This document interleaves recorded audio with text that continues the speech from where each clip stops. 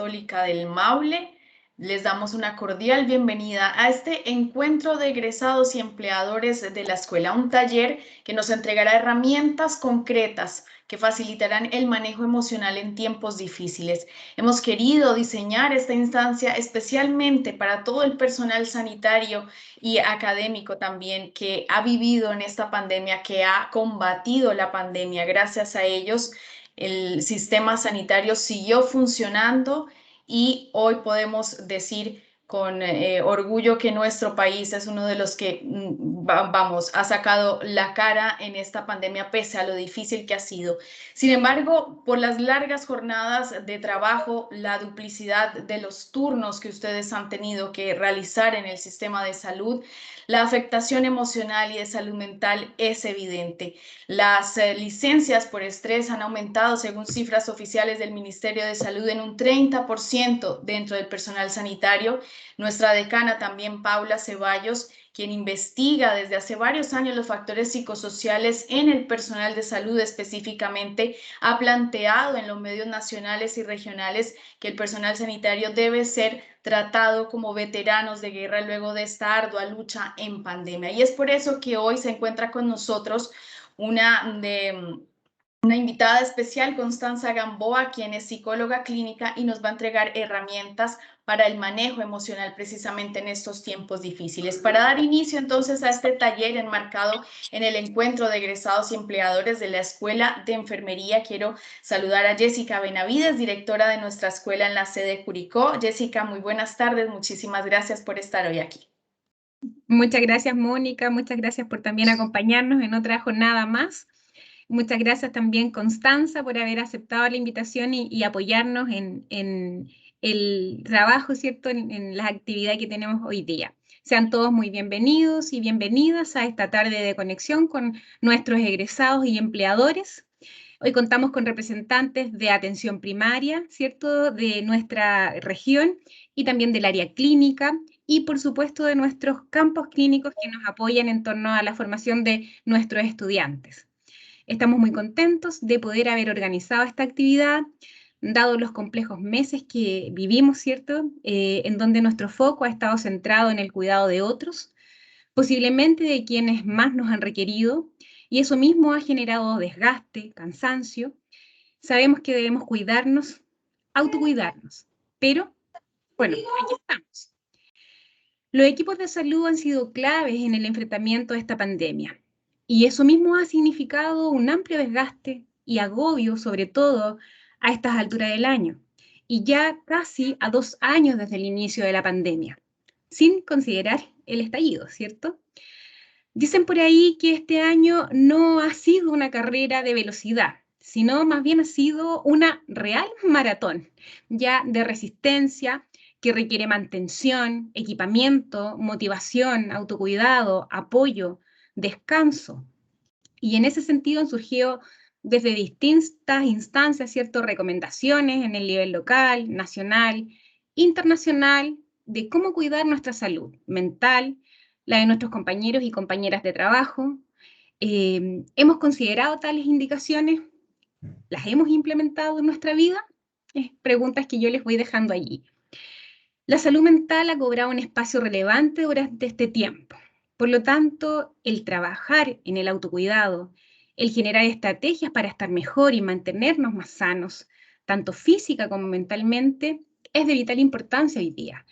Porque en la medida que nosotros nos sentimos bien con nosotros mismos, también nuestro cuerpo se siente sano, ¿cierto? Este proceso de autoconocimiento y reflexión debe desarrollarse en todos los espacios en los que nosotros nos desenvolvemos, en el área familiar y laboral. Es vital cultivar el espíritu y promover estos espacios de autocuidado, porque si cada uno de nosotros está bien, el resto también lo está. Más cuando vemos niveles excesivos de estrés en nuestro entorno. Es crucial también el fortalecimiento personal y la capacidad de hacer uso de distintos recursos internos para potenciar el bienestar responsable y consciente. El autocuidado debería ser parte de nuestros hábitos, buscando cada persona formas personales que le permitan fortalecer sus recursos en la medida que vamos cultivando la relación con uno mismo y con los demás, vamos a lograr impactar positivamente nuestra salud mental y física. Pues bien, entonces, la invitación en general es hacer un alto dentro de la vorágine en la que nos movemos, calmar la mente, reencontrarnos a través de la reflexión y de herramientas que nos ayuden en el autoconocimiento, la gestión emocional y la relación con otros y nosotros mismos, de manera más amable, con gratitud y con conciencia. Les deseo un excelente momento presente. Muchas gracias. Mucho éxito, Constanza. Gracias, Jessica. Muchísimas gracias, Jessica. Y para, como ella decía, en presente, vamos a estar muy atentos en este taller porque son herramientas concretas que les van a servir realmente.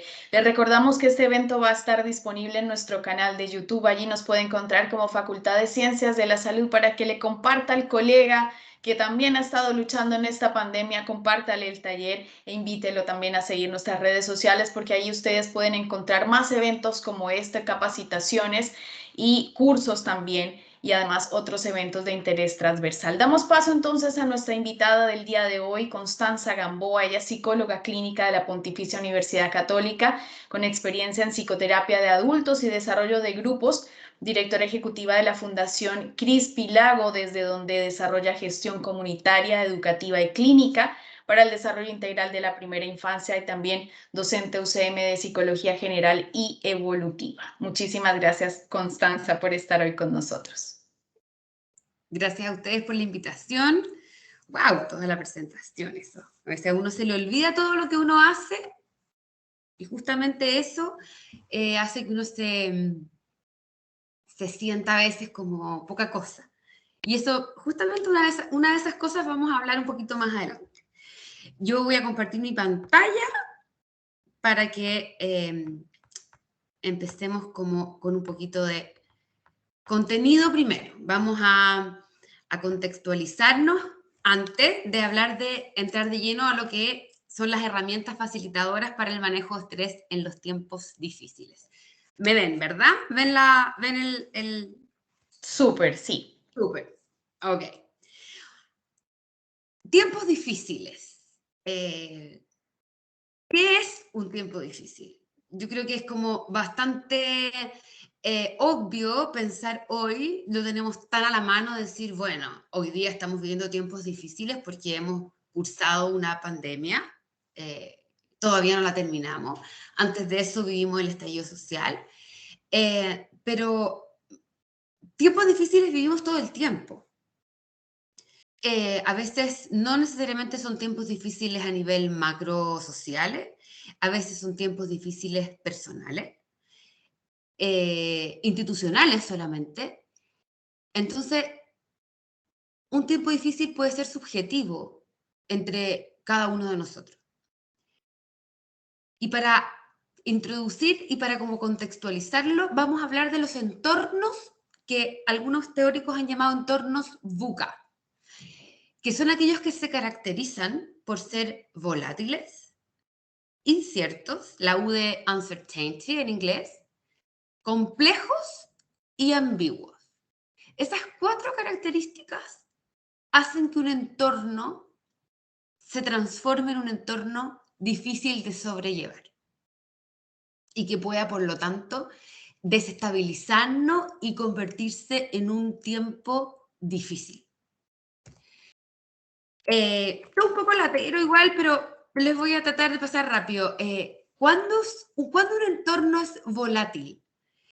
Es cuando las conductas de las personas cambian rápidamente. Es una dinámica que está cambiando todo el tiempo de acuerdo a las situaciones ambientales. La dinámica puede cambiar debido a cualquier cambio o situación técnica, biológica o similar. Entonces, por ejemplo, lo que pasó en la pandemia, debido a un cambio biológico a nivel mundial, nuestras conductas tuvieron que cambiar, las dinámicas entre nosotros tuvieron que cambiar.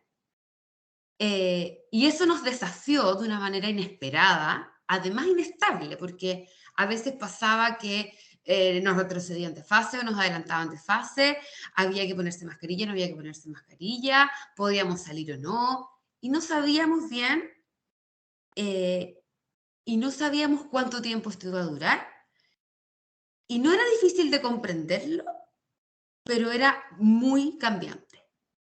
Entonces nos representaba una tremenda dificultad, que era que muy volátil era este entorno y cada vez más rápido se producían estos cambios y nosotros no alcanzábamos a adaptarnos a ello, lo cual nos producía una exigencia desde afuera a la cual no estábamos preparados para responder. La clásica frase como, nos ha azotado una pandemia y nadie estaba preparado para esto. Bueno, es cierto, era un entorno muy volátil. Asimismo, es un entorno incierto, definido por la falta de predictibilidad. Todo es una sorpresa. Ojo que esto, y vuelvo a insistir, se aplica no solo al contexto de pandemia.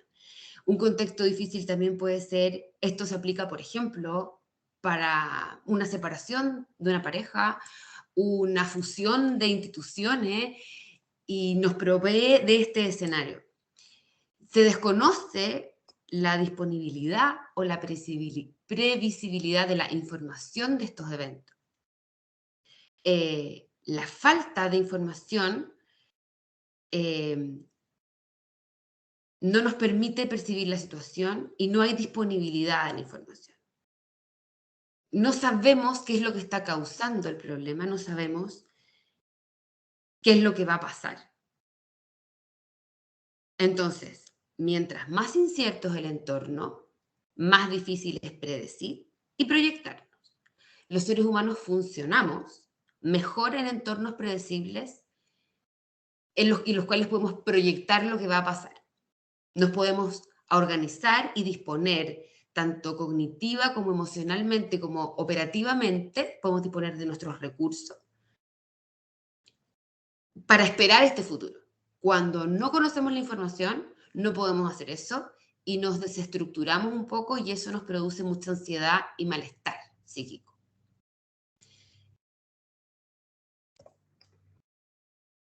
Cuando un entorno es además muy complejo, es decir, cuando hay una gran cantidad de asuntos, cuando hay una multiplicidad de fuerzas, cuando hay muchos elementos que se interconectan, muchas variables, y cuando, por lo tanto, ya no es tan fácil identificar qué causa qué cosa, y esta interdependencia de todos estos componentes en este sistema, no es tan fácil de establecerlo lineal. Ahí ustedes ven como este enredo, esta maraña de variables que se van interconectando.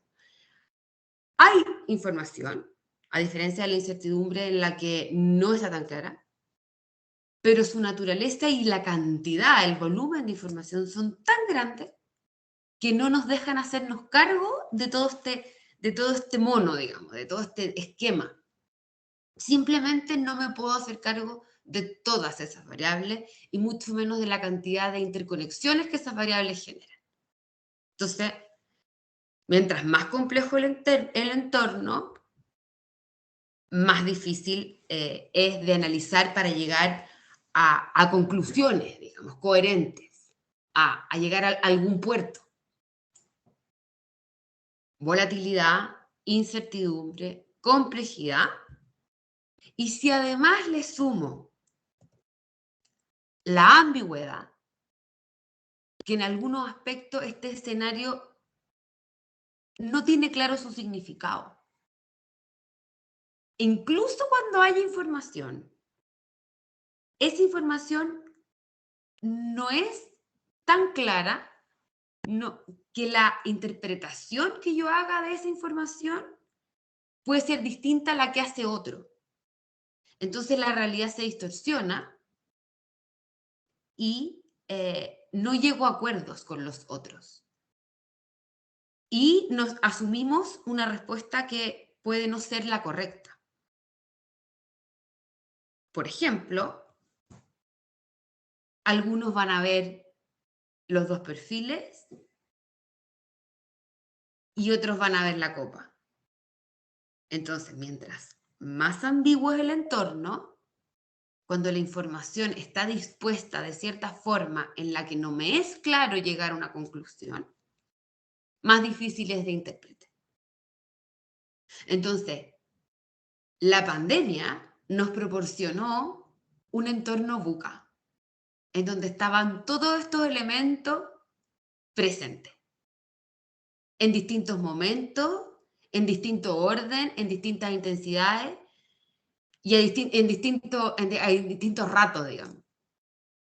Ahora, insisto, estos elementos se pueden dar en distintos episodios, en distintos escenarios.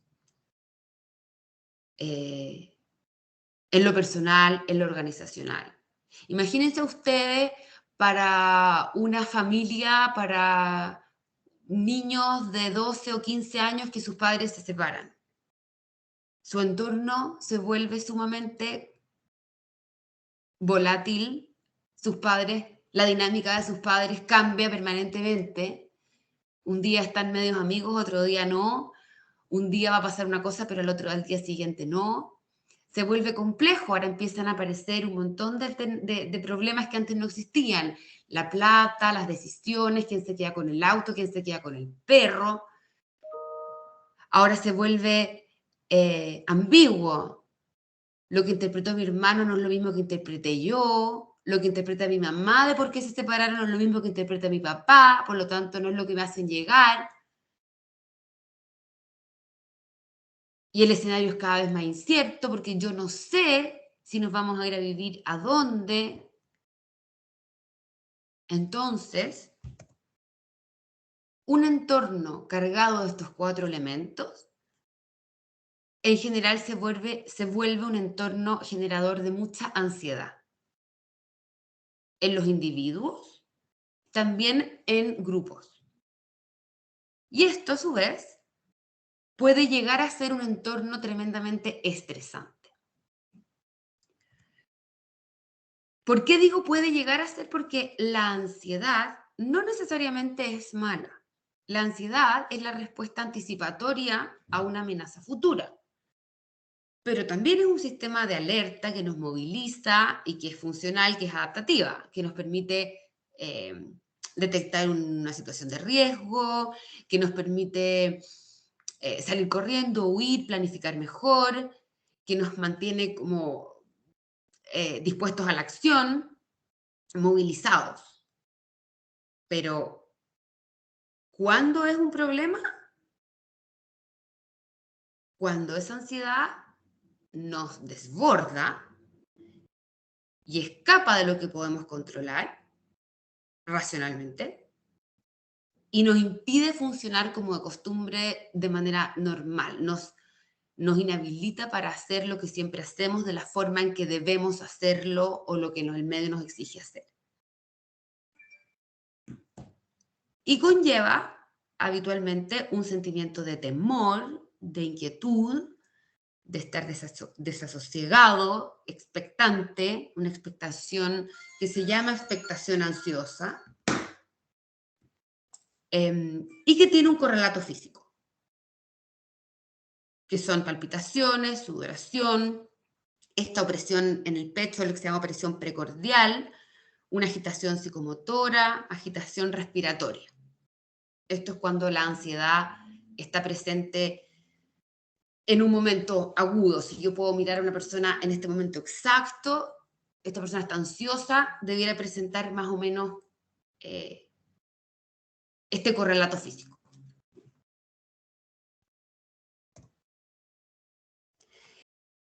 ¿Y qué influye en que esta ansiedad, que hasta un cierto punto es normal, y cuándo deja de serlo?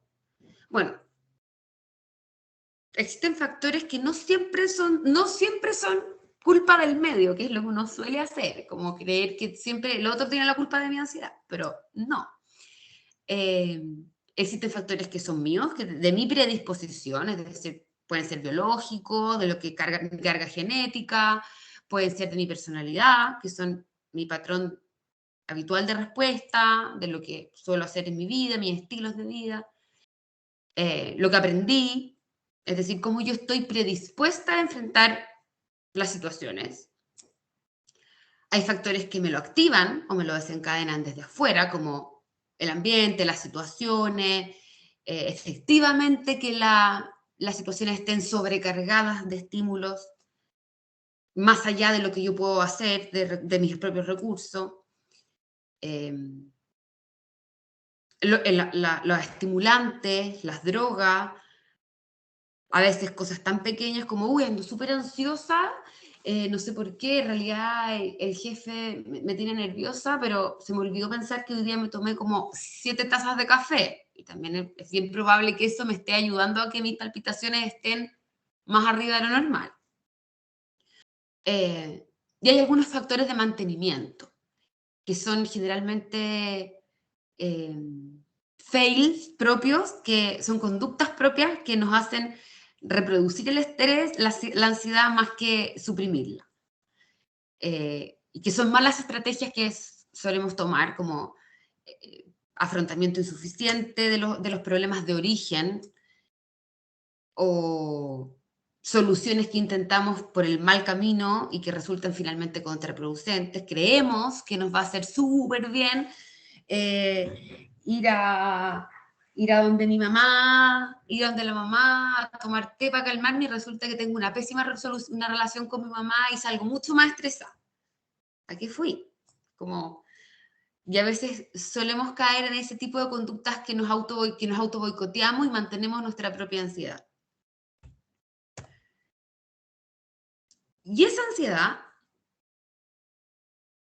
que nos inunda o que nos está ahí como flotante, cuando nos enfrentamos a ella de manera sistemática,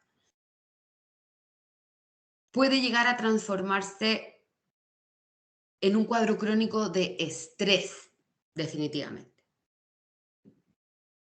¿Y qué es el estrés?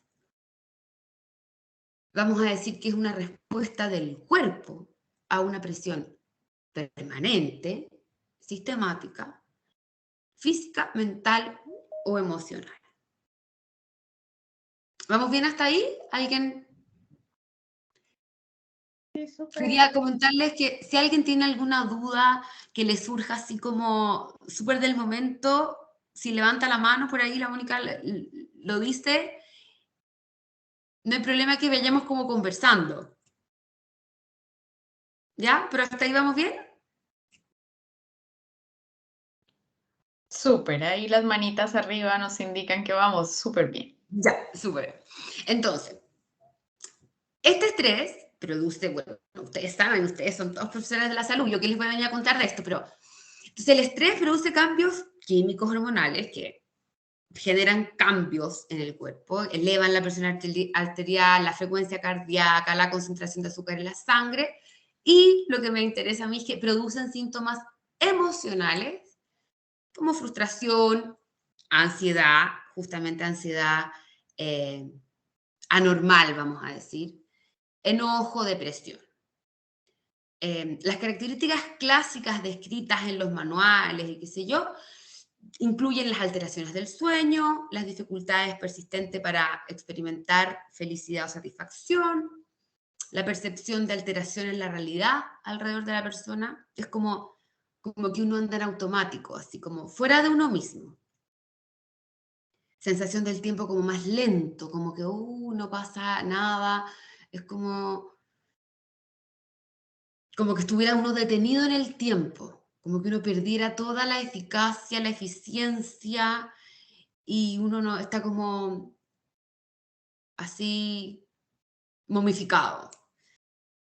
Al mismo tiempo uno puede estar hipervigilante, tengo una tarea que hacer y siento paso y siento que es el jefe que viene a pedirme la responsabilidad y estoy atrasada.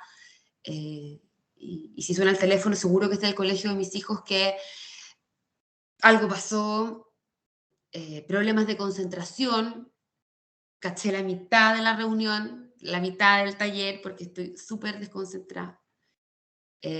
respuestas de temor.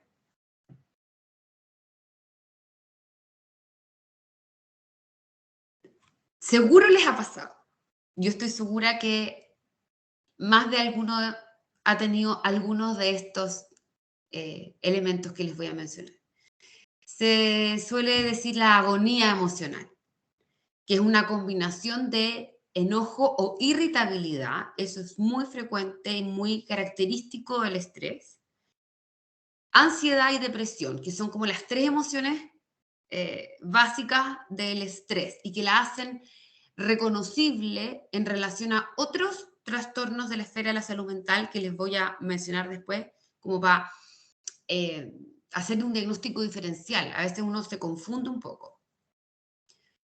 Problemas musculares, que incluyen los dolores de cabeza, el dolor de espalda, mandibulares, las tensiones musculares que derivan del desgarro y los problemas de los tendones y los ligamentos. Esta cosa como andar con todo tomado, que uno se lo atribuye a la mala postura del computador, de la mano, del mouse, de que cargue mucha fuerza, de la manejada. Bueno, si uno no está estresado en general, uno igualmente no debiera tener esas sensaciones de dolor muscular sentado en el mismo computador, en la misma silla, manejando el mismo auto. Aparecen esos dolores porque uno está en una situación basal de sobrecarga. Porque si fuera por eso, estaríamos los 365 días del año, bueno, sí, con esos dolores. Y no debiera ser así. Entonces, ojo cuando aparecen esas tensiones musculares. Sí, es cierto, puede haber algo ergonómico ahí, pero hay que pensar en cuál es la base emocional en la que eso está pasando. Aparecen problemas estomacales e intestinales como la acidez, la flatulencia, la diarrea, estreñimiento y síndrome de intestino irritable, que tiene que ver con el hecho que también son contracciones musculares de los órganos internos. El síndrome de intestino irritable probablemente es el más común, que también podría aparecer en otro contexto. Pero si además me siento sobrecargada emocionalmente, uno podría hacer un despeje de a qué se debe. Si uno va al gastroenterólogo y te hacen un TAC de abdomen y no hay absolutamente ninguna causa anatómica ni funcional de tus órganos internos, y esto solo se debe a que estoy viviendo una situación compleja en lo emocional o la sobrecarga, bueno, es bien probable que se deba a eso. Y que una vez solucionando o organizando mejor mi situación de vida, esos síntomas remitan. La sobreexcitación pasajera que deriva en elevación de la presión sanguínea, el ritmo cardíaco acelerado, transpiración de las palmas de las manos, palpitaciones, mareos, migrañas, manos o pies fríos. Ahí a veces ocurren sensación de hormigueo en las extremidades, dificultad para respirar y dolor en el pecho y la disminución del deseo sexual. Evidentemente nadie que tenga todos esos síntomas para arriba va a tener ganas de estar cariñosa con su pareja en la noche. O lo dificulto, al menos lo dificulto. Todos estos síntomas, en general, se comparten con varios otros trastornos de la esfera de la salud mental. Y tenemos la tendencia a querer llegar a esos trastornos y obviar que estamos reaccionando a una situación finalmente que estrés. Es como si fuera mal visto estresarse, porque pareciera que somos débiles cuando nos estresamos.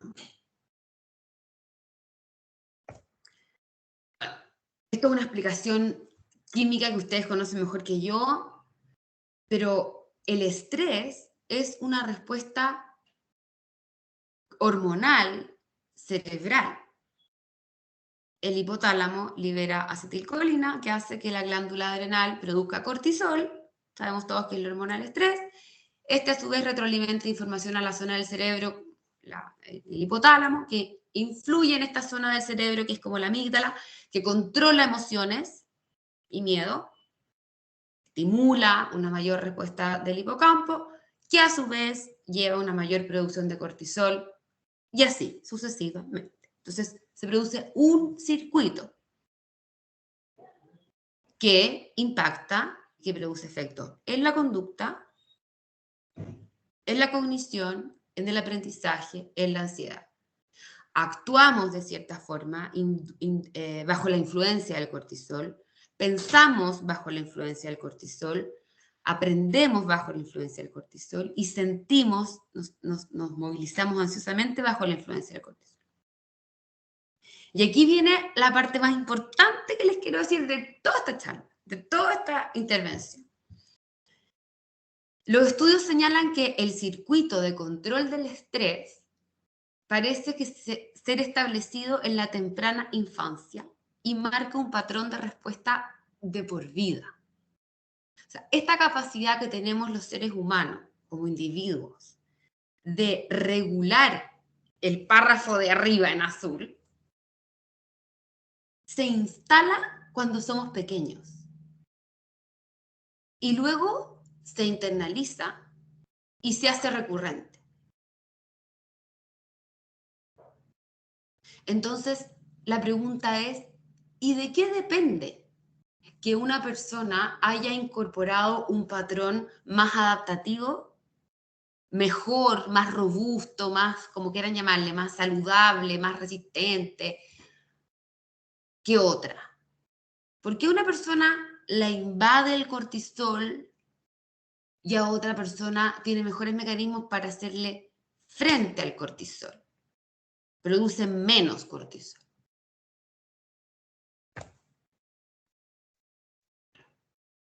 Aquí vamos a enlazar con las clases que yo le hago a los alumnos de psicología evolutiva y vamos a hablar de formación socioemocional. Decimos que el ser humano no se desarrolla en soledad y necesita ser sostenido emocionalmente por un cuidador primario. Porque el bebé, el individuo, el recién nacido, es incapaz de regular por sí mismo sus estados emocionales. Y esa regulación de sus estados emocionales, esa regulación afectiva, solo puede tener lugar en un contexto de una relación con otro ser humano.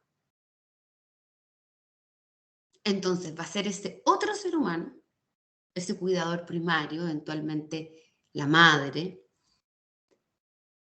quien le va a proveer al niño esa regulación afectiva. A través del contacto físico y emocional, esta cosa de acunar, hablar, abrazar, sumamente sensorial, porque las guaguas en sus primeros días, meses, no tienen desarrollado su aparato cognitivo, por lo tanto, solo leen el mundo y se conectan con el mundo a través de los sentidos, el tacto, el olfato, la visión, el gusto, el chupeteo. Por eso solo pueden codificar lo que sienten. Los va a calmar. Entonces, un adulto que empatiza con esa guagua que llora, que, entre comillas, sufre, que, entre comillas, no entre comillas, está desregulada en lo afectivo, y que entiende que esa guagua está a través de sus gestos, de sus miradas, de cómo se mueve, de cómo sonríe, entiende lo que le pasa. Muchos de ustedes probablemente son mamás, entonces dicen, obvio, yo lo veo en la cuna y digo, tiene hambre, tiene sueño, está incómodo.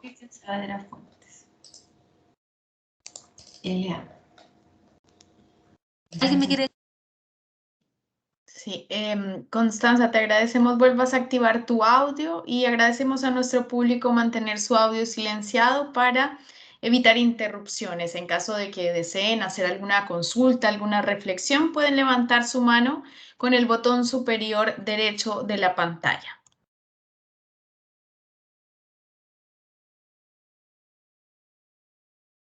Constanza, te agradecemos. Vuelvas a activar tu audio, por favor.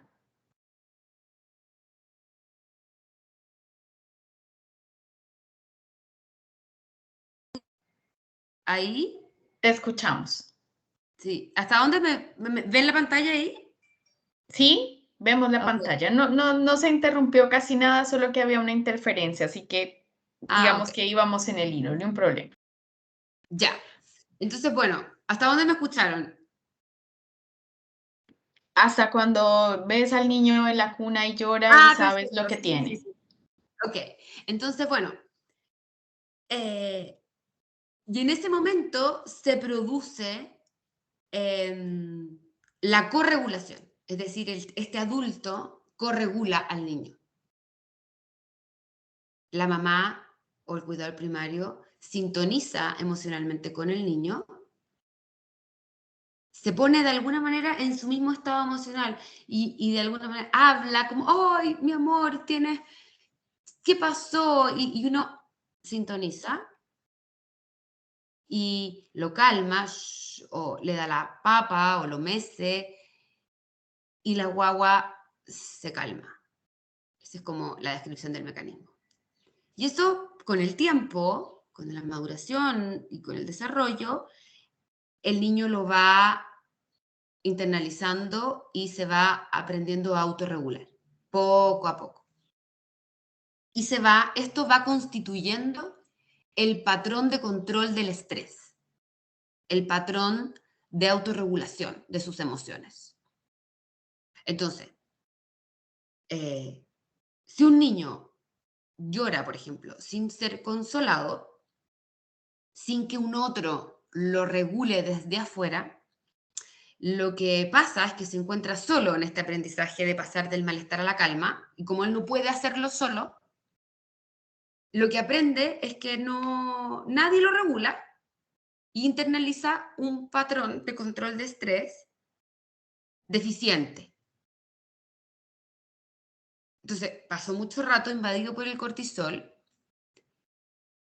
y lo que logra, más bien lo que internaliza, es la frustración. Nadie me atendió simplemente. Y ese patrón se internaliza de por vida, como dijimos. Entonces, ¿para qué les cuento esto? Para entender que cuando nos estresamos o cuando vemos a una persona estresadísima o nosotros nos sentimos estresadísimos, debemos pensar en nuestro patrón primario de respuesta ante el estrés que incorporamos en nuestra infancia. ¿Cómo nos contuvieron cuando niños? ¿Quién nos contuvo cuando niños? Y probablemente ahí, en esa foto que está en la pantalla, en esa diada que ustedes ven ahí, en las suyas propias, está la respuesta. Y no necesariamente en el entorno. No está en que los jefes nos dejen irnos más temprano, nos reduzcan las horas o los niños se porten mejor. Está en cómo yo me regulo. Y cómo yo entiendo esa regulación es como entiendo cómo me regularon desde pequeño. Suena fácil, pero no lo es tanto. Antes de seguir como con el manejo mismo del estrés, quiero hacer algunas apreciaciones, unas distinciones diagnósticas para que no nos confundamos. Por ejemplo, con el trastorno de ansiedad generalizada, que no necesariamente responde a situaciones de estrés. El trastorno de ansiedad generalizada no está limitada y ni siquiera predomina en ninguna circunstancia mental particular. Es cuando la angustia flota libre. Una persona que es habitualmente ansiosa no responde a un contexto necesariamente buca, por ejemplo, por decirlo así. Los síntomas son muy variables. Lo más frecuente es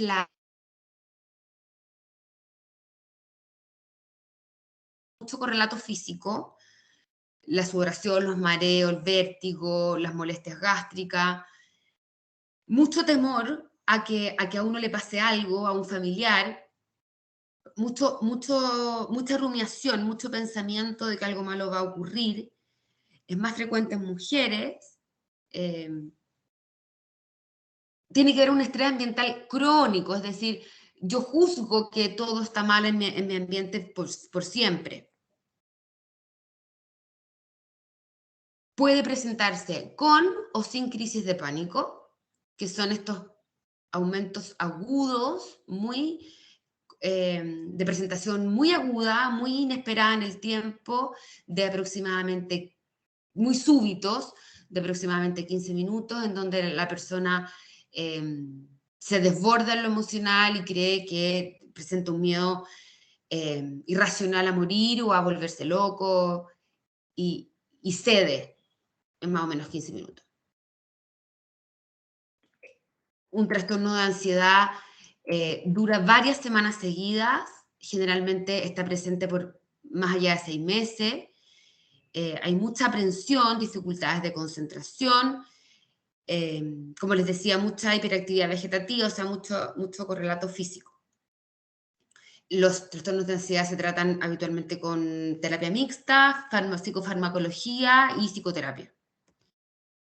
Tenemos por su lado también los trastornos de adaptación, que se parecen más al estrés, que es una reacción excesiva y prolongada a un evento o situación estresante, pero está más caracterizado por un estado de ánimo depresivo, es decir, por un desinterés en las actividades cotidianas, por una desesperanza, llanto, labilidad, fluctuación en el ánimo, falta de apetito.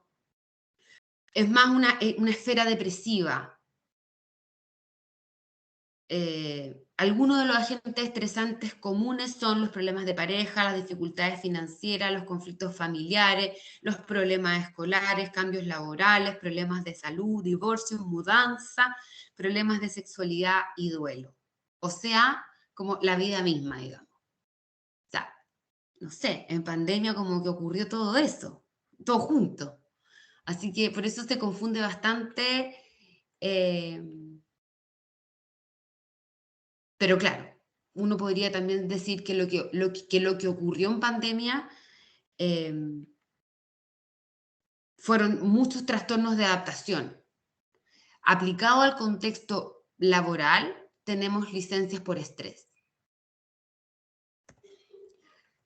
En el contexto específico de los trabajadores de la salud y se ha extendido también a algunas otras áreas, se habla del síndrome de burnout, que es el de desgaste profesional por la sobrecarga emocional, por la fatiga, y se describe como una forma inadecuada de afrontar el estrés crónico. Ahora yo me pregunto, ¿cómo podría haber una forma adecuada de haber afrontado el estrés que se produjo en pandemia? No sé, no desconozco que haya alguna sistematización al respecto. Por definición, es un contexto en donde la forma adecuada no estaba disponible. No habían más profesionales de la salud disponibles, no habían más horas en el día, no habían más centros de salud, no había. Por lo mismo me parece súper atingente la definición que hizo en un principio esto de abordarlos como veteranos de guerra, que en el fondo es una situación tan fuera de lo común que es imposible hablar de lo adecuado.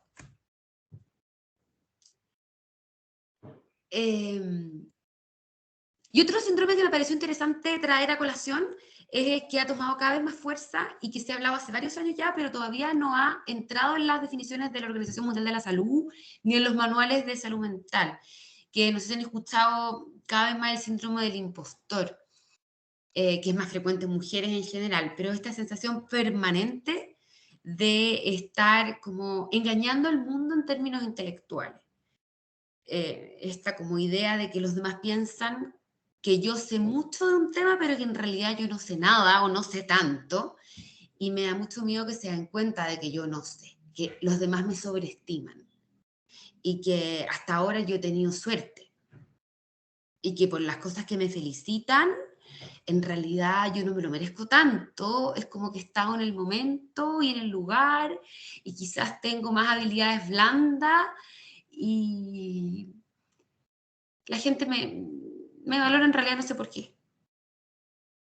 Y yo no soy tan bacán como ellos creen.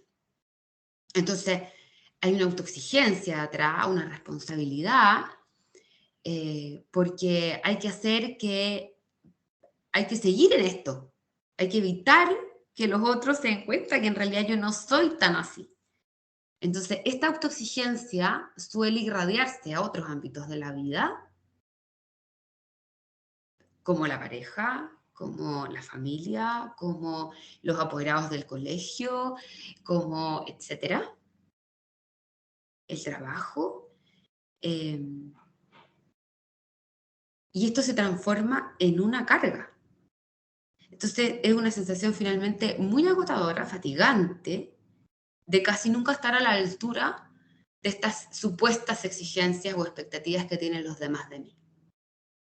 Y se termina volviendo un contexto estresante, porque es una carga permanente, es una presión que le pongo a mi sistema de funcionamiento, a mi sistema emocional, digamos.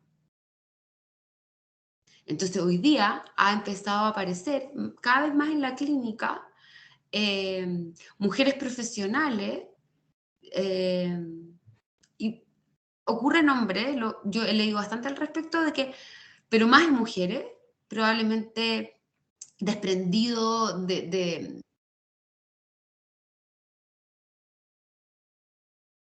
la mujer haya llegado a puestos de importancia en lo laboral, eh, no es tan común y que se sigue valorando muchísimo las habilidades ligadas al cuidado de los hijos, el cuidado de la casa, etc.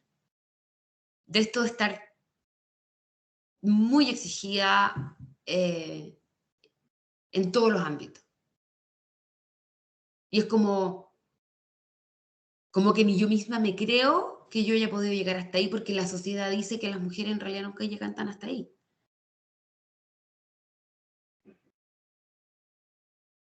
Y me siento despersonalizada y contribuye a mi malestar psíquico.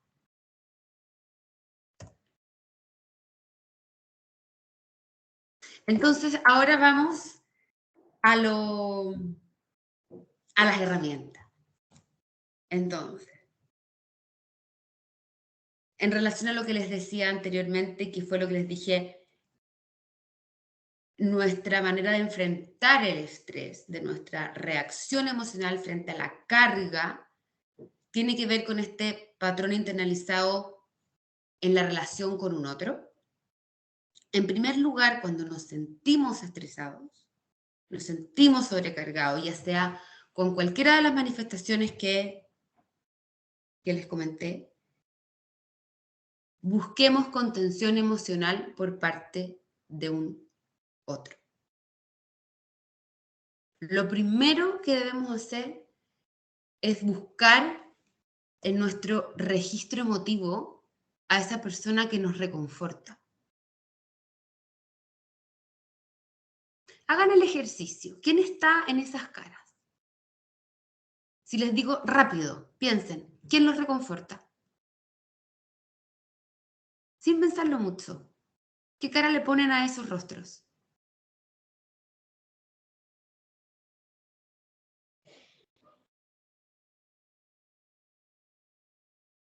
Bueno, cuando estemos estresadas, antes de buscar estrategias cognitivas, que es el segundo paso, vinculémonos y busquemos ese confort emocional en esa persona. Porque sin duda es el mecanismo más primitivo y por ende el que tiene más efectividad en términos emocionales. Podemos hacer un montón de cosas prácticas y si no le damos satisfacción a nuestra necesidad emocional, estamos dejando vacío la principal fuente de ansiedad.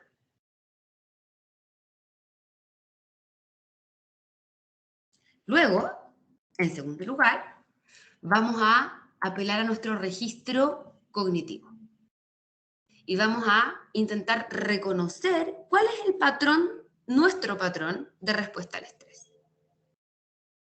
Entonces, me voy a preguntar cognitivamente, ¿por qué me estreso? A ver, ¿por qué me estreso? ¿Qué me hace sentir así? ¿Porque no tengo el control de esta situación? No necesariamente. ¿O porque los demás no están haciendo bien su trabajo y eso me da una rabia atroz? Yo lo haría mucho mejor. Estoy confiando en ellos porque así dijo la jefa que había que dividir el trabajo. O siento yo que cargo con toda la responsabilidad y eso me hace sentir muy sobrepasada. Siento que no tengo los recursos necesarios para la responsabilidad que me están asignando. Por eso me siento estresada. Mi situación económica, mi escenario económico me tiene colapsada, me tiene nerviosa, me tiene amenazada. Mi escenario relacional, mis parejas, mi relación con mi hija, mi relación con mi madre, me siento abrumada porque estoy trabajando bajo presión, mi jefe, mi jefa, mis compañeros, o en general mi tiempo se hace poco, me traslado demasiado tiempo y mis horas efectivas en la oficina son muy pocas en relación a la cantidad de tareas que tengo. Y aquí me pregunto, ¿qué elemento de mi configuración laboral o de mi configuración personal, si no existiera, me sentiría más aliviado? Entonces aquí lo que yo hago es un descarte cognitivo. ¿Qué pasaría, por ejemplo, si no tuviera problemas económicos? ¿Me sentiría más aliviado? Sí, de todas maneras. Es que a mí lo que a mí me abruma es que tengo me están llamando del banco porque estoy en DICOM y esa cuestión me tiene agobiada. Si yo pagara la cuota que me tiene mal, se me acaban la mitad de los problemas. Entonces, eso me abre la pauta de cuál va a ser mi foco de acción. No, la verdad es que es la relación con mi marido. Si él no existiera, o sea, si en realidad él se fuera a la China, yo me sentiría bastante más cómoda en mi día a día. Bueno, y tener absolutamente identificado cuál es el factor fundamental de la fuente de mi estrés. Si siento que cargo con toda la responsabilidad, bueno, distribuyo mi responsabilidad. Esto hablando en el trabajo. Si siento que los demás no hacen bien su trabajo, puedo verbalizarlo, escalar en la responsabilidad. Y así, hacer un despeje. En la medida que yo tengo la respuesta cognitiva, es mucho más fácil. ¿Por qué? Porque lo que obtengo es información para reducir la incertidumbre. Asimismo, si yo puedo tener cognitivamente mucho más control, disminuyo en general lo volátil, lo incierto, lo complejo, etc. Ustedes mismos se pueden buscar sus propias preguntas, porque son tan diversas como contextos. Diversos hay en distintos trabajos, en distintos escenarios, etc. Y luego, lo obvio, lo que le van a decir en todas partes, en todos los manuales, en todos los flyers, en todas las páginas web sobre el estrés. Atienda lo físico. Haga deporte, procúrese un buen dormir y adecuada alimentación. No porque es más de lo mismo y porque suena bonito para estilos de vida saludable, elija vivir sano y todo eso, sino porque efectivamente, como el estrés tiene un correlato físico muy importante, hormonalmente, es muy importante proveerle la hormona contraria, de alguna forma, netearle con la hormona contraria. Entonces necesito liberar endorfina. Necesito generarle descanso a la tensión muscular. Necesito proveerle un buen descanso, un buen dormir, para que los músculos estén en descanso. Como tengo problemas gástricos en general, necesito alimentarme adecuadamente para disminuir esas molestias. ¿Se entiende? Entonces, es difícil, obvio. Pero no es porque suena bonito, es porque efectivamente tiene una razón fisiológica. El hacer deporte, procurarse el buen dormir y la adecuada alimentación. En la casa y en el trabajo. El concepto clave, y también esto no estoy descubriendo la rueda ni el fuego, ni mucho menos, es planificarse. La planificación. Estrategia número 1. Anticipar los estresores para evitarlos.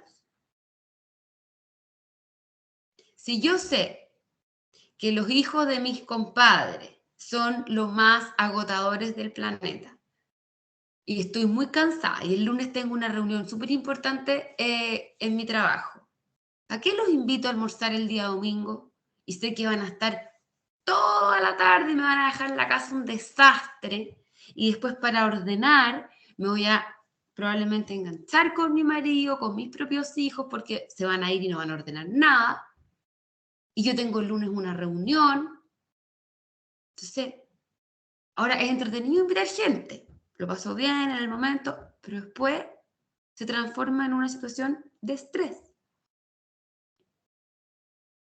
Evito este estresor. ¿Para qué me comprometo a situaciones que van a significar un desgaste adicional? Si yo sé lo que va a significar. Aunque parezca agradable, es importante sopesar los costos alternativos de las cosas y evitar. En la medida que yo analizo una situación, le identifico el componente estresante, lo catalogo como un estresor y digo no, paso, porque sé lo que va a pasar.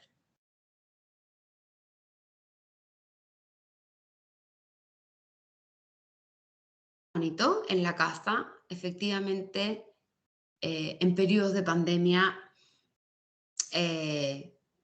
la mujer ha estado sumamente sobrecargada en relación a las tareas domésticas, que ya estaba sobrecargada, una mujer trabajadora ya estaba sobrecargada con las tareas del hogar y ahora además se le sumó la tarea pedagógica de ser la profesora a los niños. Por alguna razón, esa tarea recayó en la mujer.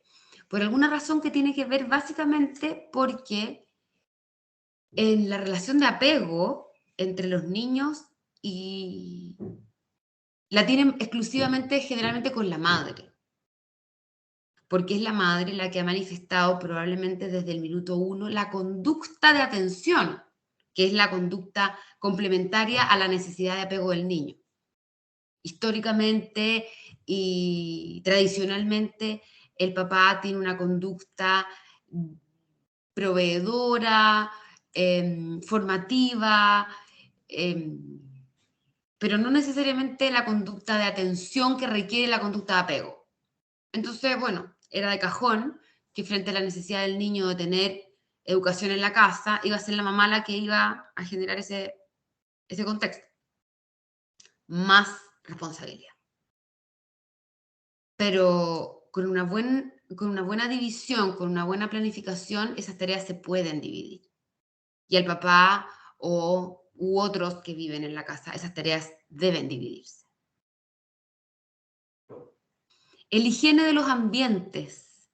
La pandemia reveló que cuando tuvimos que volver a los hogares, como estábamos poco rato en las casas en general, los niños en el colegio, nosotros trabajando, y nos tuvimos que ver tanto rato en nuestros hogares, y tuvimos que armar colegios en las salas de estar, en los living, estar mucho rato, ocupar la cocina, empezó a existir vasos por todos lados, a existir sillas por todos lados, juguetes por todos lados, y los ambientes empezaron a saturar.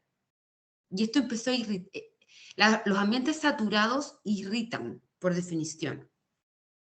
Entonces, es muy importante mantener los espacios limpios, con amplitud, porque como los utilizamos más, es necesario poder movernos con mayor facilidad. El ruido también es un irritante, es un estresor natural. Ruido, digo, no como música, sino que ruido. O sea, muchos niños hablando al mismo tiempo, más la olla, más la aspiradora, más el secador de pelo, más la bocina, más el perro, es ruido. Entonces es importante poder reducir las fuentes de ese ruido inesperado, no armónico, los olores, la luz, intentar tener luz cálida versus luz fría. Son pequeños detalles que hacen que los registros sensoriales del cuerpo estén más cómodos. El cuerpo humano se comporta mejor frente a estímulos sensoriales placenteros. Entonces, de repente no es un gran esfuerzo y funciona muy bien tener estos espacios como reducidos en estímulos irritantes. El establecimiento de las rutinas, porque reducen lo que es impredecible. Lo impredecible siempre es muy agotador, salvo a algunas personas que les encanta lo nuevo, pero las rutinas. En estos contextos buca, tener rutinas reduce lo incierto, lo complejo, etc. Y procurarse momentos de placer. Uno dice, sí, claro, ¿a qué hora? ¿En qué momento? Bueno, aunque sean cortitos. Es la misma lógica como lo del cuerpo. Es netear estos momentos de displacer con momentos de placer. Si me da placer limarme las uñas un rato viendo la teleserie, si me da placer revisar mi red social tranquila sin que nadie me moleste, o comerme un postre rico, en fin, ir a ver una amiga, lo que sea que me produzca, pero de real placer, no así como procurado, es decir, a sabiendas de otros para que me cuiden ese momento, ¿no? Como... ¿Se entiende? ¿Vamos bien hasta ahí?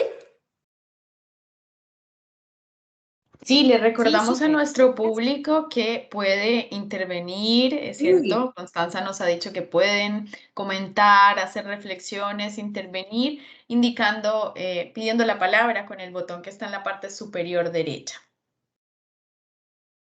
¿Alguien se ha sentido identificada con alguna de las cosas que yo he dicho hasta ahora? ¿O estoy hablando puras leceras?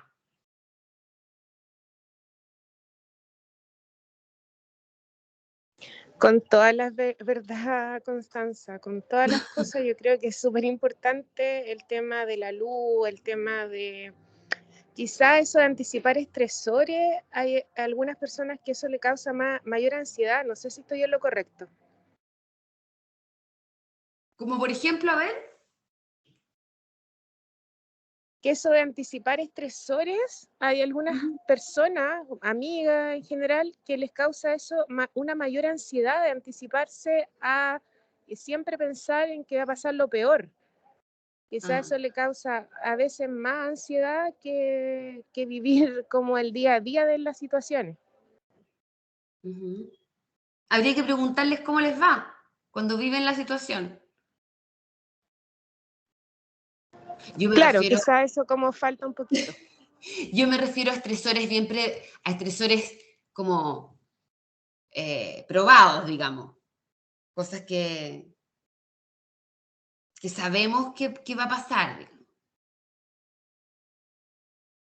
No Claro, sé. quizás algo más cotidiano, no sé, como agendar la reunión el viernes a las 6. O Claro. el ejemplo que tú ponías de los hijos de mi compadre que son muy desordenados, quizás más domésticos por ahí, puede ser el anticipar ese tipo de estresores. Claro, o lo que dices tú, o sea, no, si el viernes a las 6 no pasa nada, si igual uno hace un esfuerzo y resulta que en realidad está ahí agotado. Más encima después, si está ahí en la oficina, te toca todo el taco. Es un desacierto. Hay cosas que uno... Y vuelve a equivocarse. Hay cosas que uno no tiene que aprender y hay cosas que no se tienen que hacer. Pregúntense cuántas veces uno dice, ay, otra vez, ¿para qué? Si yo sé que esto no me hace bien. No tenía que hacer eso. Y vuelvo a caer en la misma tontera. Uno no tiene que hacer esas cosas. Ante estresores que son probados que a mí me estresan. O muchas veces concesiones que uno hace con la pareja, por ejemplo, porque a la pareja no le estresan, pero a mí sí. Y ahí uno sopesa, bueno, es que si no cedo, me va a producir otro problema y otros tres. Tal vez podremos consensuar en espacios de libertad y, bueno, anda tú y yo no sé. O por lo menos, también puede ser, yo sé que esto me va a estresar un poco, pero si ya lo sé, tal vez puedo tomar un resguardo. Entonces, por ejemplo, si van los hijos de mis amigos y que suelen dejar la tendalá, a lo mejor esta vez les puedo decir, miren niños, en esta esquina del jardín van a jugar, pero no van a entrar esta vez, porque yo mañana, y les explico, y les dejo todos los Constanza, juguetes. Dime. Mirta está pidiendo la palabra. Mirta. Sí, hola Constanza. Sí, Hola. es que hace un ratito un poco para hablar o reforzar lo mismo que dijiste. Yo también lo entendía como estas cosas cotidianas, ¿sí? Y por ejemplo, a mí me pasa mucho que me carga y me estresa llegar atrasada. Entonces, con el asunto de la levantada de los niños en la mañana, al final opté porque se levantaran más temprano para, como ellos se demoran, ¿cierto? Comen, para que puedan hacer todo eso con calma, es mejor que se levanten más temprano, no sé, en vez de las 6:30, que se levanten a las 6. Entonces uno se evita todo este estrés de estar peleando con ellos y rápido y todo, y en realidad baja harto la ansiedad, como algo bien práctico. Claro, justamente, ese tipo de microacciones en el día pueden hacer la diferencia importante. A veces tienen un impacto ¿Constanza? bastante... Dime.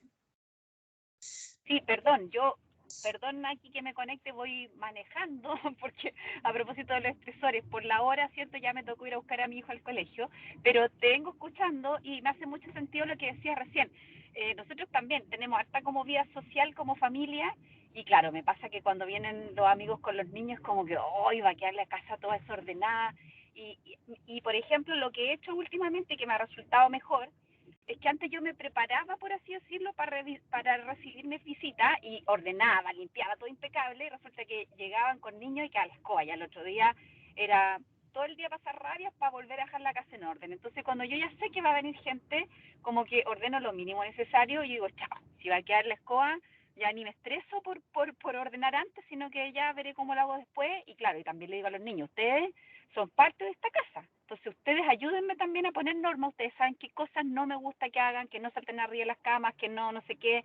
Entonces es como la medida que me ha servido un poco para bajar la ansiedad, porque además en este contexto que estamos, ¿cierto?, en donde no tenemos esos otros apoyos para las labores domésticas, es complejo, digamos, compatibilizar todo. Claro, justo. Antes hacías una cosa y ahora haces otra. Ahí tienes una acción adaptativa para reducir los montos de estrés. Súper. Gracias. Bueno, íbamos en procurarse los momentos de placer. Sumamente importante. Para uno mismo. Muchas veces uno suele postergarse. Y digo, hombres, mujeres en general, uno tiende a veces a equivocar el hecho de que si ya somos un grupo, tenemos que pasarlo bien en grupo. Y el pasarlo bien en grupo a veces se diluye y no podemos olvidar la individualidad. Nosotros somos una biología independiente. Necesitamos nutrirla en forma independiente. Entonces, en tiempos de volatilidad, y aquí voy a hablar un poquito más dirigido al tema laboral, para los contextos laborales, para quienes tienen a lo mejor más responsabilidades a la hora de ejecutar cargos en organizaciones, para los que hacen clases y qué sé yo. La volatilidad se enfrenta muchas veces con la capacidad de ser adaptativo al momento de tomar decisiones. Hay que intentar adaptarse. O sea, que mi decisión que no acepte una sola interpretación, que no sea una sola forma, que tenga un plan B, que mi decisión no sea una decisión rígida, sino que pueda modificarse. Asimismo, como la volatilidad tiene que ver con estos cambios rápidos de conducta de los otros, tener claridad de visión al corto plazo. Por ejemplo, a mí el otro día me pasaba que miraba mi calendarización de mi ramo que hice a principio de año y llevo como 4 cambios o 5, porque todo ha cambiado. La suspensión de clase 1, 2, que un día se cortó la luz de mi casa porque no sé qué, en la pandemia qué decir, bueno, resulta que hay que tener bastante claro que en un ambiente volátil no me puedo aferrar a que las cosas van a ser a largo plazo tal cual las definí. Entonces, más bien debo esperar al corto y ponerle mi energía al corto y vamos avanzando. Porque si no me frustro. Entonces, vamos avanzando de a pequeños tramos. En tiempos de incertidumbre, debo ser también flexible. Como me falta información y va apareciendo nueva y voy refutando lo anterior, debo ser capaz de ir siendo flexible a lo que va apareciendo. Para afrontar las dudas, por ejemplo, de las personas que trabajan conmigo, de mis alumnos, por ejemplo. y debo construir compromisos y enfoques consensuados. Yo creo que esto es muy importante. En estos tiempos no puedo aparecer imponiendo alguna situación y quienes trabajan conmigo, quienes dependen de mí, o son mis alumnos, o quienes mis decisiones o mis imposiciones los influyen, no hayan participado de esa decisión. Sino que tiene que haber un consenso. Porque además, esto también les toca a ellos, a los otros también están influidos de la misma forma de todos estos contextos. Entonces, es bien importante que haya ese compromiso consensuado. Frente a la complejidad, en la medida que más comprendamos el vínculo entre la causa y efecto de las cosas, o sea, entender de toda esta majamama de cuestión y de todo este esquema que se vincula unas cosas con otras, tratar de decir, mira, esto se relaciona con esto con esto otro, y funcionar con los elementos como claritos. Tratar de simplificar los procesos. No enredarse demasiado. O sea, hacer pruebas simples, de cosas concretas, por ejemplo. No hacer cosas muy rebuscadas. Porque en general, si además le sumamos todas las anteriores, resulta estresante. Asumir y reconocer que nada es permanente en estos contextos. Todo está sujeto a cambio, por lo tanto, no nos aferramos a eso. Frente a la ambigüedad que nos proporcionan estos contextos, sobre todo la pandemia, como tenemos distintas posibilidades de interpretar lo que nos está pasando, comunicar en forma directa y clara. Eso calma bastante la ansiedad que produce. Los acuerdos, por ejemplo, y los consensos se fijan ahora y se fijan de manera clara y directa. Nada de, bueno, ahí te comento, ahí vemos, te mando mañana o vamos viendo.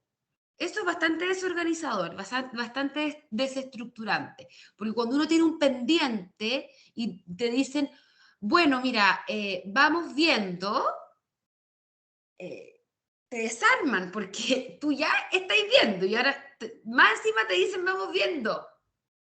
¿Vamos viendo qué? Si yo todavía no veo nada. Recibir de alguien que tiene más experiencia que tú, tiene más responsabilidad que tú, una información, una comunicación clara y directa, te ayuda un montón. Entonces eso es como un desafío para los directivos también. Entregarle a su gente certezas. Buscar y hacer y hacer ver puntos de vista alternativos. Tú interpretaste esto, yo interpreté lo otro, y así todo pueden haber otras maneras de interpretarlo. Y está bien. Y démosle cabida. Podrá ser. Y escuchar ideas y conceptos divergentes. Ahora sí.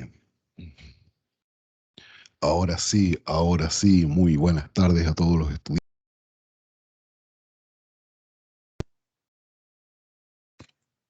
Constanza, te agradecemos. Vuelvas a activar tu audio, por favor.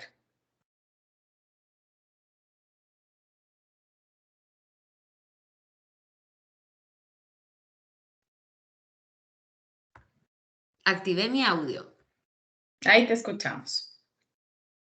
¿Y eso qué fue? Como un locutor de radio. Quizás un bot que se nos ha sumado al evento.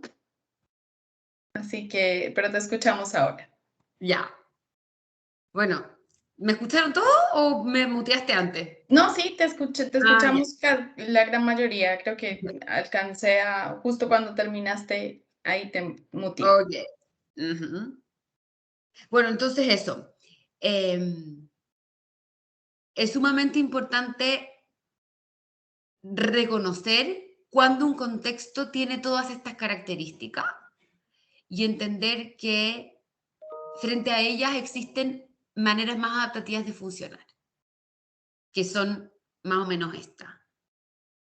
En general tiene que ver con flexibilizar, adaptarse, consensuar, no aferrarse, no ser rígido para poder incorporar al otro y lograr una sincronía. Comparto además la responsabilidad y eso aliviana el peso. No sé si les ha pasado, por ejemplo, que gran parte de las angustias o de la ansiedad que uno siente es cuando uno está solo en un problema. Y basta que uno lo comparta para que ese problema se sienta más liviano. Cuando estoy atrasada en una entrega, por ejemplo, y si yo le comento a mi profe, ¿sabe, profe? Voy a atrasar la entrega y tal vez me atrase un poco.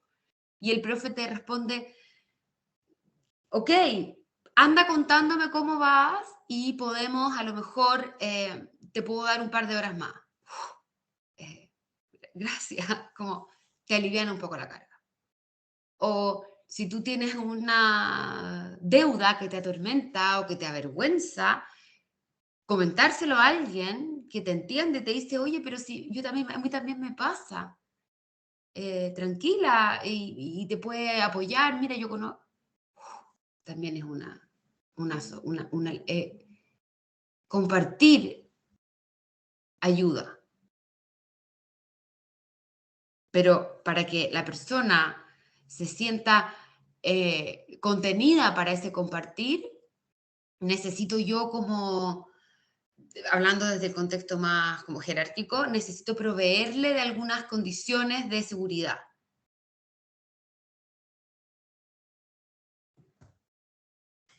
Y como habíamos hablado en algún momento con la Jessica, y como técnicas más específicas que están como más en tendencia para manejar ya los correlatos más físicos del estrés y de la ansiedad. El mindfulness ha sido bastante productivo y bastante eficaz en el contexto laboral, en el contexto escolar. El trabajo mindfulness con niños ha sido tremendamente adecuado, eficaz. Yo en particular trabajo harto con niños con mindfulness, con mis hijas también. A veces me resulta, a veces no, para ser honesta. Entonces, vamos ahí, les voy a contar un poquito y les voy a dar algunos tips ahí como más en concreto. Ustedes lo deben saber, el mindfulness es esta forma de meditación que implica estar completamente enfocado en el ahora. Es la atención plena que permite reconocer y aceptar los pensamientos, sentimientos y sensaciones sin juicios. Yo ahora pienso, me siento de esta forma.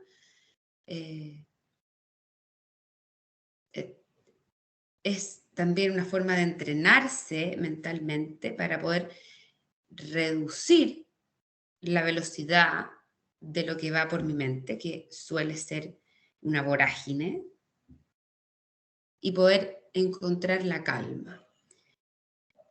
La idea del mindfulness es encontrar espacios de tiempo durante el día, durante el desarrollo de la jornada laboral. Al aprender la conciencia de tu estado físico y mental, es posible reaccionar acertadamente en situaciones difíciles. Cuando yo reconozco la emoción que siento ahora, le doy un sentido, la mentalizo, es decir, le pongo cabeza, la comprendo, y puedo así recuperar, por ejemplo, la eficacia de lo que estoy haciendo. Entonces, por ejemplo, estoy sentada en mi computador trabajando, estoy bastante atareada, estoy inquieta, estoy ansiosa, no logro concentrarme del todo, he cometido un par de fallos, me llamó mi jefa, me está exigiendo que le mande algunas cosas, eh, y, y me llaman del colegio que mi hijo se siente enfermo, entonces que lo vaya a buscar, y estoy como con el agua al cuello. Entonces, si yo soy capaz de detenerme, sentarme cómodamente, respirar y tomar conciencia de lo que siento, parar, definitivamente parar y decir, ay, me siento, ¿qué siento? ¿Qué me está pasando? Y decir, estoy preocupada. La verdad es que estoy angustiada, estoy ansiosa. Mi hijo me preocupa porque está enfermo y me pone muy ansiosa y quisiera irlo a buscar al colegio. Eso es lo que más quisiera. Entonces, ok, entonces me voy a tomar el tiempo, y no puedo ir. Entonces voy a hacer eso. Voy a llamar a mi mamá, a mi hermana o a mi marido y voy a gestionar esa acción. Voy a comprobar que eso está en proceso. Okay. Lo mentalicé, le encontré una solución, llevé a la mente, a la razón, una emoción. Y vuelvo a mi quehacer sabiendo que ya corre una solución a mi fuente de angustia.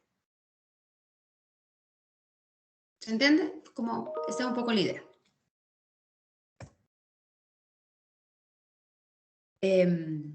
Algunas técnicas de la terapia de atención plena son el escaneo corporal, por ejemplo, que me detengo y me reconozco entera. Cierro mis ojos y me recorro visualmente todo el cuerpo.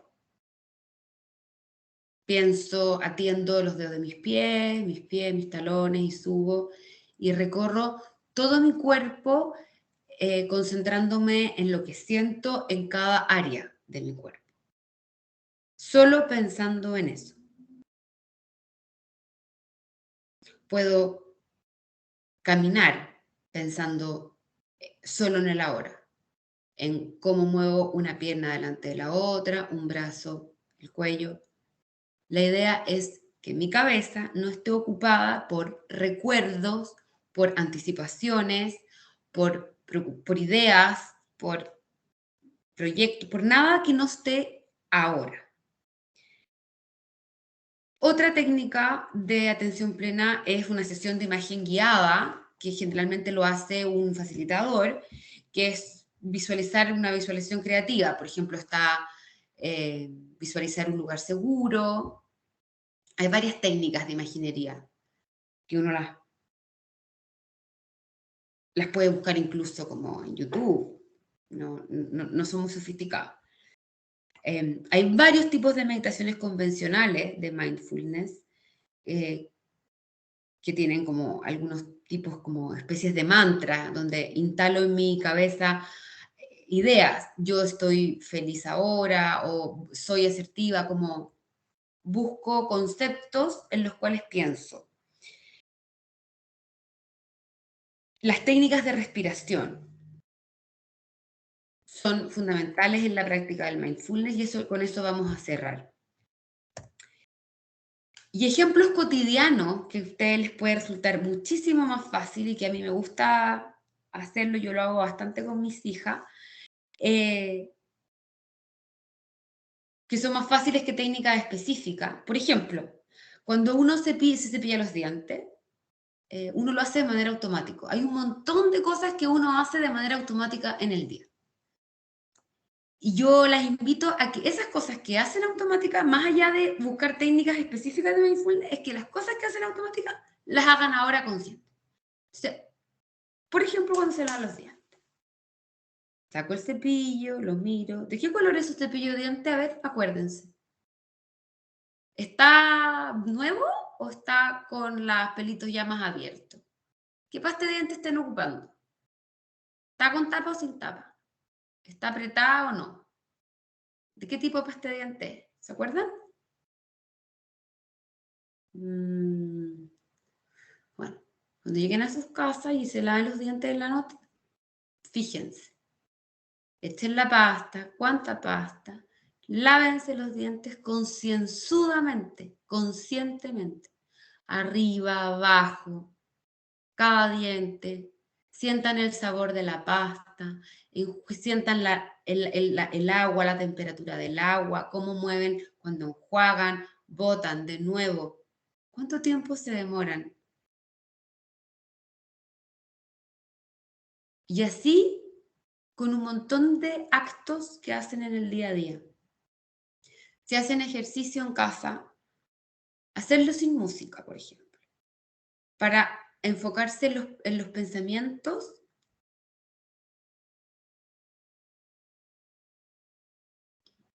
al movimiento, en el fondo. Que pienses en tus movimientos, en tus pies, en tus brazos. Manejando, uno maneja automáticamente. Yo de repente he transcurrido como 4 cuadras y realmente no tuve idea de lo que hice. No sé cómo llegué. Y entre medio puse el intermitente, frené, no sé, como que no, y está tan automático. Manejen de manera consciente. Cuando lavan los platos, lo mismo. Y algo más importante todavía, que a mí me gusta mucho más, es alimentarse de manera consciente. El acto de alimentarse es un acto tremendamente placentero y tremendamente primitivo en términos psicológicos. Es una fuente de nutrición en términos alimenticios, pero también psíquicos. Entonces, tomar un trozo del alimento y comerlo lentamente. Lentamente. Percibir el sabor, saborearlo, masticarlo de nuevo, volverlo a masticar. Si te lo comes habitualmente un pedazo de pan en un bocado, partirlo, hacerlo en 3, sentir la textura de la cáscara del pan, de la miga, el olor, saborearlo, tragarlo, olerlo antes, tocarlo. Comer con todos los sentidos. No va a durar más de 1 minuto, 2 minutos. Pero se empieza a hacer un hábito pequeño tener esos momentos de atención plena.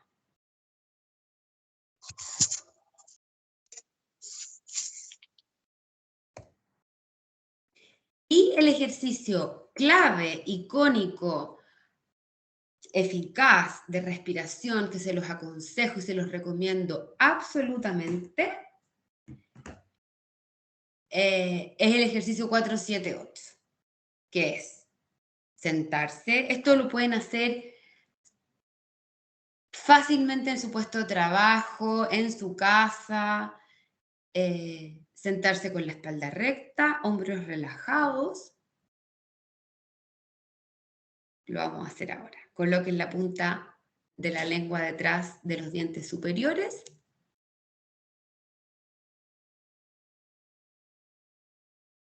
Mantengan la lengua en ese lugar mientras respiran. Inhalan por la nariz y cuentan hasta 4.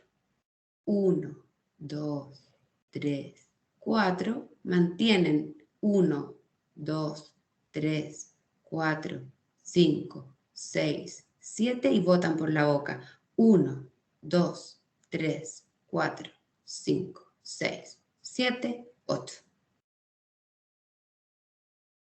Y pueden repetirlo 2 o 3 veces. 2 o 3 veces, pueden marearse un poco después. Mantener ese ritmo. Inhalar por la nariz contando hasta 4. Seguimos contando otros 7 segundos, mantenemos y luego seguimos contando hasta 8 segundos más mientras exhalamos fuerte por la boca. Esa combinación de inhalar, sostener el aire y exhalar es un clásico ejercicio de reducción de la ansiedad aguda. Si se sienten a ratos que aumentan los signos físicos de la ansiedad, las invito a hacer ese ejercicio. Van a ver que al cabo de 2 o 3 ciclos se van a sentir mejor que antes de haber empezado.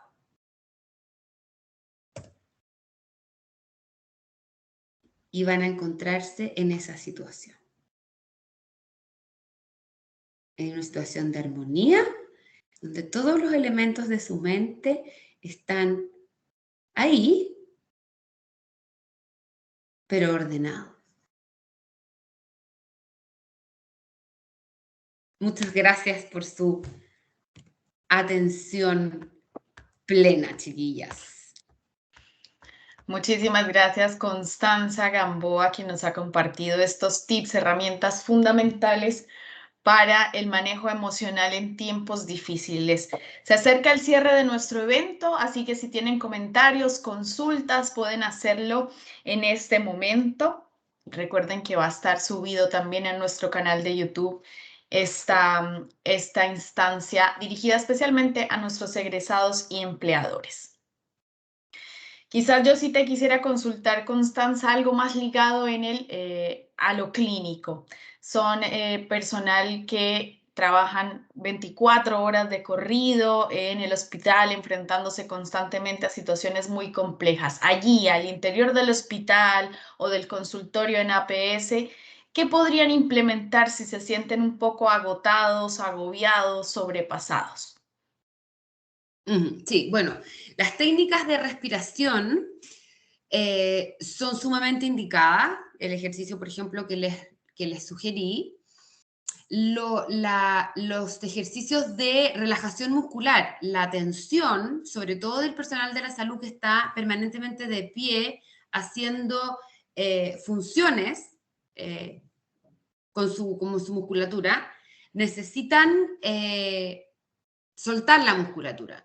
Yo he visto en varias iniciativas donde el centro hospitalario hace gimnasia de pausa, que se llama, en donde hacen alguna serie de ejercicios guiados de elongación, de control postural, etcétera, donde ahí los empleadores tienen la misión de poder proveerle a sus colaboradores ese tipo de instancia, pero también lo pueden generar entre ellos. Bueno, proveerse el descanso es fundamental. Hidratarse es fundamental también. Y básicamente, bueno, tener esos espacios de intercambio personal. Yo les decía, la herramienta número 1 es buscar a ese otro. Por ejemplo, yo trabajo en un jardín infantil, mucho dirigiendo ahí, y las educadoras tienen que trabajar con una mascarilla, un escudo, muchas veces con la pechera de plástico y con niños. O sea, están muy hostilizadas, muy poco cómodo y con niños. Entonces, hostilizarse con niños no es fácil porque tienen que mantener la compostura. Y ocupamos el concepto de time out. Si están muy agobiadas, ellas trabajan trabajan con 2 compañeras. Y hay una señal de decirles y pueden salir de la sala. Y hidratarse, poder bajarse la mascarilla, a respirar, y su compañera conoce la señal y la releva en su función. Entonces, saber pedir ayuda y saberle comunicar al otro, ayúdame, dame un tiempo, conténme, para volver recompuesta. Es súper importante, que fue la herramienta número 1, busca contención en un otro. Interesante idea de hacer este código quizás entre los colegas, ¿cierto? Del time out para poder tomar un respiro, porque sin duda las jornadas agotadoras son demasiado largas, así que necesitan sin duda un respiro del personal sanitario. Constanza Gamboa, muchísimas gracias por estar hoy con nosotros en este taller para nuestra comunidad alumni. Muchísimas gracias por compartir tus conocimientos hoy con nosotros.